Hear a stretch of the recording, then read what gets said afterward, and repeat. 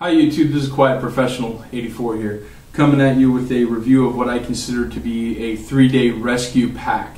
Not a bug out bag or anything like that. This setup right here is basically to effect your rescue if a hurricane or a tornado or earthquake were to happen. A lot of the equipment gear in here is to help you with not only sustaining an existence, being able to eat and drink and stuff like that, but to effect your rescue, to get the attention of those that are trying to save you. I have some FEMA recommendations here that I'll be using as talking points, like one of the ones that says water 1 gallon a day per person for at least 3 days to have on hand, which is good, but if you have a family of 4, I mean, come on, that's like 16 gallons, the minimum for 4 days. So, but this is a little kit that I put together myself for like $45. There's a lot of rescue or bug out bags or 3-day kits out there on the market right now that are very expensive. This is a cheaper alternative. This is an East German day pack. I picked it up at Cheaper Than Dirt for like $3.95. Not very expensive. The back, it basically hooks on right here, and these straps come around and hook to the bottom. Okay, so you have a backpack that you can wear. It's actually pretty nice, not too heavy either. The straps, it just clips on and then you open it up. It's heavy canvas lined and also plastic lined, so it's somewhat water resistant. It'll help from just average rain and stuff like that. But one of the things I have in here that I see a lot of quote-unquote rescue bags and stuff like that they don't have is flares. Now these are road flares. This is about 45 minutes worth of flare light. They put out smoke and very bright light. You could use this to wave down a helicopter, start a fire, stuff like that. These come in a lot of handy. They're not too heavy, $5 you get 3 of them. That's definitely a good thing to have around the house. Another thing I also have in here, I have a couple extra bottles of water, because I always tell people, if you think you have enough water, bring more. Okay, because you can never truly have enough. The reason why I went with, in my rescue pack, 2 bottles of water, not like a canteen or something like that, is because after you drink these, you can crush them down and they take up less space, and then you can blow them back up, reseal them, and use them again. So that's definitely a good thing to think about, Also inside here, which I have a video of, which if you want more details on this, go ahead and check that other video out.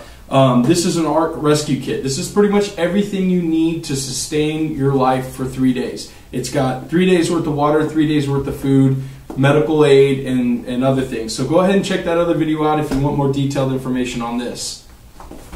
Also inside this kit, for sanitation, you definitely need some of these wet wipes, or wet ones. They come in handy for a lot of things. If you can't wash your hands, and you need to clean a wound or something like that, these will definitely come in handy. They're antibacterial. You could use it to clean, your hands, your face, or whatever. So you might want to check that out. Plus, they're only like $1 a piece. Not very expensive. I got a couple laughs about this from some of my friends when I showed them my pack earlier. It's a little grooming kit, little fingernail file and fingernail clippers. The reason why I say have some of these in your bag is if you need to cut fishing line, need to cut strip cable or something, you can do that with the fingernail clippers. A lot of people don't know that, but there's a lot of things that this is good for other than clipping your nails. So you might want to definitely think about having something like that in your pack. Also a flashlight. This isn't a very expensive flashlight. It's 7 lumens, not super bright, but definitely will get the job done to see where you in the dark or a low lit area. It's enough light to help you navigate some possible obstacles. They're only $1, comes with batteries, and I have a couple extra batteries laying around for it too. So that's definitely something to have in there. Also, I have an eating tool.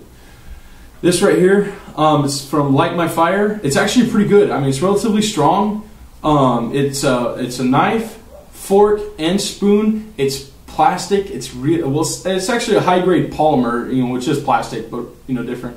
And this comes in handy. And the reason why I chose something like this versus a metal one or so on and so forth is because ounces equal pounds, pounds equal pain. And you want these as light as possible so it doesn't kill you if you have to hike 20, you actually have to hoof it 20 or 30 miles to a possible rescue zone. Another thing that a lot of people think is hokey, kind of, like, oh, really, a whistle? Look, a whistle can be heard for almost a mile. A human voice can't. So this will actually save your life. It also comes with a compass and a thermometer to tell you either how long you have before you freeze to death or how long you have before dehydration really starts kicking in, which actually comes in handy. Also comes with a neat little magnifying glass that you can use to start a fire. There's matches in the ARC kit also, and the flares. So this, for $3, dude, this could save your life. Also, if you, and this is really set up more towards like an urban environment, or a small town. After a natural disaster, some of the major issues a lot of people have is with insects, bugs and flies and other stuff like that. So I always say get a small thing, insect repellent. This will definitely be worth its weight in the bag. This could come in a lot of handy, especially if there's mosquitoes with West Nile and so on and so forth. Now this actually, I've used it a couple times. It's really good. It's better than DEET, won't get you sick, okay? And also, in an emergency scenario, you've seen this on the other thing. This is my toolkit from my Mosin Nagant, so I'll just go ahead and set that aside. And then also, the roll of toilet paper, guys. You're going to need to use the restroom, okay? And go ahead and put a roll of toilet paper in a Ziploc bag, flatten it down, seal it up, and also aside here, I have another thing to effect rescue, okay?